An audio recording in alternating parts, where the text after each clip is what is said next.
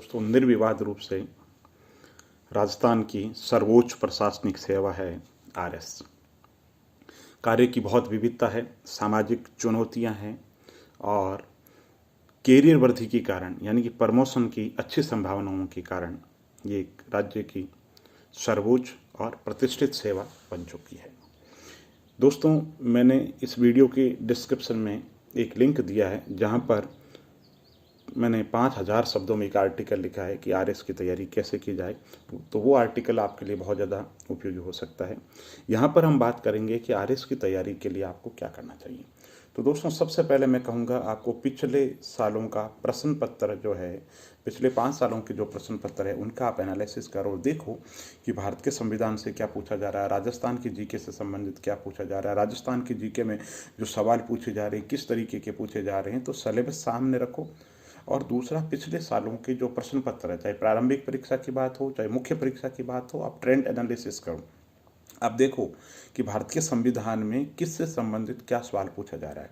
जैसे आप देखो, आरएस में कभी भी प्रश्नकाल शून्यकाल को लेकर के कोई सवाल नहीं पूछा गया। इसी तरीके से सीबीएसई को लेकर के कोई सवाल नहीं पूछा गया, सीएजी को लेकर के कोई सवाल नहीं पूछा गया। तो किससे संबंधित पूछे जाते हैं कि भारत के संविधान के अंदर राज्य की जो प्रशासनिक व्यवस्था है, या राज्यपाल हो गया, मुख्यमंत्री हो गया, उससे संबंधित राष्ट्रपति प्रधानमंत्री के से संबंधित जो प्रावधान है, वो सवाल जो है ज़्यादा पूछे जा रहे हैं, डेप्थ में नहीं पूछे जा रहे हैं, कम सवाल पूछे जा रहे हैं। तो मेरे कहने का मतलब ये नहीं है कि आप संविधान की तैयारी नहीं करें। मेरे कहने का मतलब है आप जो पढ़ रहे हैं आप उनको 3 टुकड़ों के अंदर बांट लीजिए। पहला सामान्य, दूसरा महत्वपूर्ण और तीसरा अति महत्वपूर्ण। पढ़ना सब है, लेकिन तैयारी और रणनीति इस तरीके से बनानी है कि आप ज़्यादा प्राथमिकता उन सवालों को दे जो ज़्यादा पूछे जा रहे हैं। जैसे मैं राजस्थान साहित्य की बात करूं, तो राजस्थान साहित्य की जब बात करते हैं, राजस्थान साहित्य के अंदर डिंगल भी है, पिंगल भी है, संत साहित्य है, लोक साहित्य है, दुनिया भर का साहित्य है, दुनिया भर की साहित्य की विधाएं हैं। जैसे वेली हो गया, जैसे ख्यात हो गया, जैसे रासो हो गया, जैसे वचनिका हो गया, बहुत सारी साहित्य की विधाएं हैं। लेकिन परीक्षा के अंदर आरपीएससी के द्वारा निर्धारित 10 या 15 सवाल है जो कि परीक्षाओं में पूछा जाता है। और हम किताबों की एक झड़ी याद कर लेते हैं। ऐसे बहुत से लोगों से मिलता हूँ जिनको 2-2 हज़ार किताबें याद है, उनका कोई औचित्य नहीं है दोस्तों। तो पिछले सालों के जो प्रश्न पत्र है उनका विश्लेषण करो और देखो कि साहित्य में क्या पूछा जा रहा है। इसी तरीके से राजस्थान की जो अर्थव्यवस्था, आप आंकड़ों की पौछार आपने याद कर ली, उनका कोई मतलब नहीं। आप देखो कि जो वर्तमान के अंदर जो स्कीम चर्चा के अंदर, आज से जो 6 साल पहले जो योजना चल रही थी उसकी प्रासंगिकता 2% हो सकती है, लेकिन चूंकि परीक्षक को सवाल पूछने तो करंट जो इश्यू उनसे संबंधित वर्तमान के अंदर उनका संदर्भ है, तो वो सवाल ज़्यादा पूछेगा। तो भारत की अर्थव्यवस्था हो चाहे राजस्थान की अर्थव्यवस्था हो, जो समसामयिक वर्तमान के अंदर राज्य सरकार के द्वारा या भारत सरकार के द्वारा जो फ्लैगशिप स्कीम चलाई जा रही है, उनसे संबंधित जो बातें हैं वो आप पूछो। इसके अलावा राजस्थान के अंदर जैसे सहकारिता, अब सहकारिता की आवासन की योजना भी बुक्स के अंदर दे रखी है, बहुत सारे फैक्ट दे रखे हैं। लेकिन सहकारिता के अंदर क्या पूछता है कि सहकारिता अधिनियम सबसे पहले कहाँ पारित हुआ था, या सूती वस्त्र उद्योग से संबंधित सवाल पूछ लेते हैं, शुगर मिल से संबंधित सवाल पूछ लेते हैं। उद्योगों की अगर बात करें तो सबसे पहले सीमेंट का जो कारखाना है वो कहाँ खोला गया था, ये पूछ लेते हैं। तो कहने का मतलब है आप पिछले सालों के जो प्रश्न पत्र है उनको देखो और आप सोचो कि क्या सवाल पूछे जा रहे हैं। यही प्रारंभिक परीक्षा में करो और यही मुख्य परीक्षा के अंदर करो। मुख्य परीक्षा के अंदर भी आप देखो कि जो सवाल पूछे जा रहे हैं, जैसे मैं देख रहा हूँ राजस्थान प्रशासनिक सेवा की मुख्य परीक्षा में लगातार ये सवाल पूछा जा रहा है कि जो राजस्थान में जो प्रजामंडल है उनका सामाजिक और राजनीतिक योगदान क्या है। वो सवाल हर साल पूछा जा रहा है।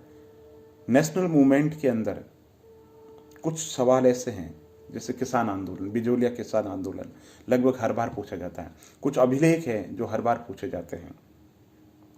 इंफ्रास्ट्रक्चर, सौर ऊर्जा की जो परियोजनाएं हैं हर साल पूछी जाती है। तो प्रीलिम्स के अंदर भी देखो, आप मेंस के अंदर भी देखो और आप दिमाग लगाओ कि इनके और क्या डायमेंशन हो सकते हैं। और इसके साथ ही मैं आपको कहता हूँ कि आप प्रीलिम्स और मेंस की जो तैयारी करो वो अलग मत करो। जैसे टूरिज्म है, आपने टॉपिक उठा लिया टूरिज्म। टूरिज्म के अंदर क्या है साहब, किस कमेटी, यूनुस मोहम्मद कमेटी की सिफारिश से पर्यटन को उद्योग का दर्जा दिया गया। पर्यटन की टैगलाइन क्या है साहब, ये पर्यटन की टैगलाइन हो गई। राजस्थान के अंदर जो पर्यटन के जो सर्किट हैं वो कितने हैं संख्या के अंदर, तो संख्या नोट कर लो। इसके अलावा राजस्थान सरकार के द्वारा कौन कौन सी योजनाएं चलाई जा रही है, उन योजनाओं का नाम लिख लो। हेरिटेज होटल कितने साल पुरानी होती है, उसमें क्या कैटेगरी है, प्रमुख हेरिटेज होटलें कौन कौन सी है। तो इस तरीके से आपने एक बार पर्यटन लिख दिया तो प्रारंभिक परीक्षा के लिए तथ्य है, और मुख्य परीक्षा में आपको पूछे कि सरकार के द्वारा क्या क्या किया गया है, तो शुरू से लेकर के अंत तक आप एक शॉर्ट नोट लिख सकते हैं, कोई दिक्कत नहीं आएगी आपको। तो कहने का मतलब है सिलेबस सामने होना चाहिए। पिछले सालों के प्रश्न पत्र, हरिवंश राय बच्चन कहते हैं कि बटोही चलने से पहले पहचान ले। तो लक्ष्यों को पहचानो पहले कि किस तरफ जाना है, लक्ष्य पहले निर्धारित होने चाहिए। आपको पता तो हो कि किस संबंधित सवाल जो है वो पूछे जा रहे हैं, आपकी दिशा गलत हो जाती है। बहुत बार हम आगे चले जाते हैं और बाद में हमें पता चलता है कि हमारा चलना यूं ही बेकार हो गया। तो कहने का मतलब है कि एक सम्यक रणनीति के साथ में पिछले सालों के प्रश्न पत्र को देखते हुए, प्रारंभिक और मुख्य परीक्षा की साथ में रणनीति बनाते हुए, और मैं कहता हूँ प्रारंभिक परीक्षा और मुख्य परीक्षा की बात ही मत करो, आप साक्षात्कार को भी उसका एक पार्ट मानो। आप ये सोचो बिल्कुल कि मैं अभी एग्जाम के अंदर बैठ रहा हूँ और तैयारी कर रहा हूँ, तो मेरे से ये पूछे राजस्थान में पर्यटन उद्योग को बढ़ावा देने के लिए क्या क्या किया जा सकता है, तो उस समय भी आपके माइंड के अंदर विजन होना चाहिए, क्योंकि मेंस में भी ये पूछा जा सकता है, इंटरव्यू के अंदर भी पूछा जा सकता है। तो आपके दिमाग के अंदर ये जवाब होना चाहिए कि पर्यटन के लिए सरकार ने क्या क्या किया है, और आप कोई सुझाव जो इनोवेटिव हो सुझाव देना चाहें तो सुझाव, तो एकीकृत पॉलिसी बनाओ, इंटीग्रेटेड जो पॉलिसी है वो आप बनाओ। इसके अलावा कुछ जो पोर्शन है आपको लगता है कि मेहनत करनी बेकार है, आपके बहुत मेहनत के बावजूद भी आप वहाँ स्कोर नहीं कर पाओगे, जैसे आर्ट्स के जो छात्र हैं मैथ्स और रीजनिंग उनकी बड़ी कमज़ोर होती है, तो उनको लगता है कि नहीं मैथ्स और रीजनिंग के अंदर हम कुछ नहीं कर पाएंगे, तो आप वहाँ पे राजस्थान के समसामयिकी, भारत की जो समसामयिकी, भारत का संविधान, भारत की अर्थव्यवस्था, भारत का भूगोल, ये जो कोर पॉइंट है, और विशेष रूप से मैं कहना चाहूँगा राजस्थान के अंदर सारे एग्जामों में राजस्थान से संबंधित सवाल पूछे जाते हैं, और आरएस की प्रारंभिक परीक्षा और मुख्य परीक्षा में भी राजस्थान पर फोकस किया जाता है।